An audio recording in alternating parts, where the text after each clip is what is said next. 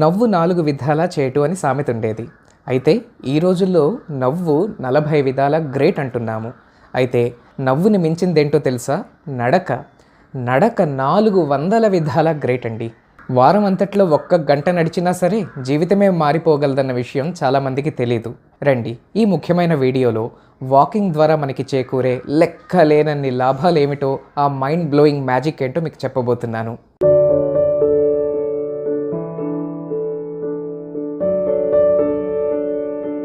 నమస్తే friends, complete health గైడ్గా మారిన మన ఛానల్ని సబ్స్క్రైబ్ చేసుకునే ఉంటారు. Otherwise please do it now. ఇక టాపిక్లోకి వెళదాము. వాకింగ్ అనేది one of the best mood enhancers or mood uplifters. ఎవరికైనా మూడ్ బాగలేదనుకోండి, సాధారణంగా కాఫీయో టీయో తాగుతారు. కొంతమంది స్నాక్స్ తినేస్తారు లేదా జంక్ తింటారు. ఇక మందు బాబులు చేసే పనేంటో నేను వేరే చెప్పక్కర్లేదు. మీకు తెలియని ఒక సైంటిఫిక్ సీక్రెట్ చెప్పనా? మూడ్ బాగలేనప్పుడు 10 నిమిషాలు మనం బ్రిస్క్ వాక్ చేస్తే ఈ కాఫీ, టీ లేదా చాక్లెట్ చేసినంత మేలు దీంతో జరిగిపోతుంది. మూడ్ వెంటనే అప్లిఫ్ట్ అయిపోతుంది. బాడీ వెయిట్ అనేది వేరు, బాడీ ఫ్యాట్ అనేది వేరు. భారతదేశంలో ఒబెసిటీ సంగతి పక్కన పెట్టినా సన్నగా ఉన్న మనుషుల్లో కూడా రక్తంలో కొలెస్ట్రాల్ లెవెల్స్ చాలా ఎక్కువ ఉండడం చాలా కామన్. రోజుకి కేవలం 1.5 కిలోమీటర్ నడిచినా కూడా ఒక నెల రోజుల కల్లా బాడీ ఫ్యాట్లో 2% తగ్గుతుందని రీసెర్చ్ చెప్పింది. ఇక వెయిట్ లాస్ గురించి మాట్లాడుకుందాము. రోజుకి 6000 స్టెప్స్ నడిచారనుకోండి, బాడీ వెయిట్ బాగా మెయింటైన్ అవుతుంది. అదే 8 to 10,000 స్టెప్స్ నడిచారనుకోండి, బాడీ వెయిట్ తగ్గడం కూడా స్టార్ట్ అవుతుంది. వాకింగ్ ద్వారా వెయిట్ తగ్గాలనుకుంటున్న వాళ్ళు ఈ ఫిగర్స్ని మనసులో పెట్టుకోండి. ఇక క్రానిక్ జబ్బుల గురించి మాట్లాడదాం. అదేనండి బీపీ, షుగర్ వంటివి. రోజుకి 40 మినిట్స్ నడిచినా చాలు బీపీ అన్నది సుమారుగా 5 మిల్లీమీటర్స్ తగ్గుతుందన్నది రీసెర్చ్ పాయింట్ ఉంది. అంటే దాదాపు ఒక మాత్రని మీరు అవాయిడ్ చేసేయచ్చు. ఇక షుగర్ విషయానికి వద్దాం. ప్రతిరోజు కనీసం 40 మినిట్స్ నడిచారనుకోండి, మీ HbA1c 1 to 2 పాయింట్స్ తగ్గే అవకాశం కూడా ఉంది. HbA1c అంటే తెలియని వారి కోసము ఆ వీడియో లింక్ ఇక్కడ పైన ఇస్తున్నాను, క్లిక్ చేసి చూడండి.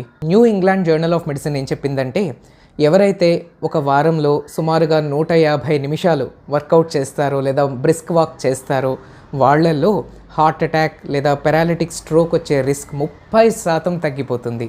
దాని అర్థం ఏంటో తెలుసా?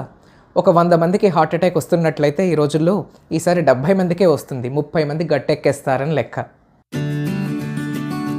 లాంగివిటీ గురించి మాట్లాడుకుందాం. అంటే ఎన్నాళ్ళు బ్రతకచ్చన్నది.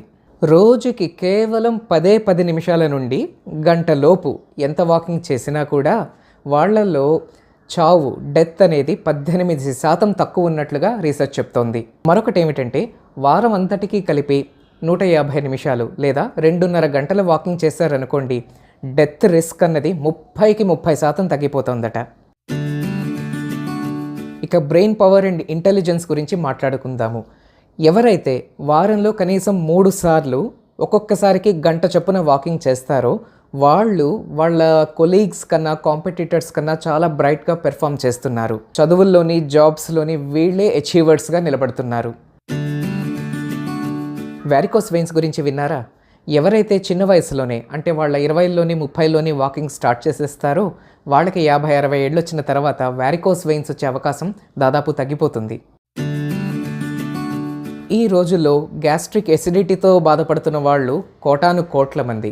ప్రతి ఒక్కరూ ఒమెప్రజోలు, ప్యాంటోప్రజోలు, ర్యాంటాక్, జింటాక్లు అన్నీ వేసేస్తున్నారు. అటువంటి వారందరి కోసం ఒక మాట. ఎవరైతే ప్రతిరోజు ఒక 40 నిమిషాలు నడుస్తారో వాళ్ళలో ఎసిడిటీ సిమ్టమ్స్ దాదాపు 50 నుంచి 75% తగ్గిపోయే ఛాన్స్ ఉంది.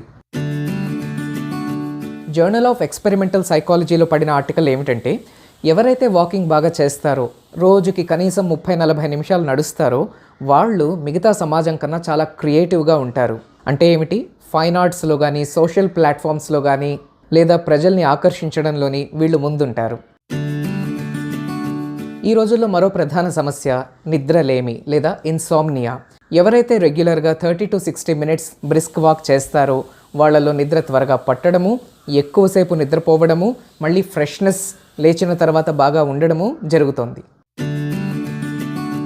ఇమ్యూనిటీ, రోగాలు మనకి రాకుండా కాపాడే వ్యవస్థ. ఎవరైతే వారానికి 150 నిమిషాలు నడుస్తారో, అంటే ఎంతండి, అప్రాక్సిమేట్గా రోజుకి 20 నిమిషాల కింద తేలుతుంది. ఆ మాత్రం నడిచినా చాలు మనలో రోగనిరోధక శక్తి బాగా పెరుగుతుంది.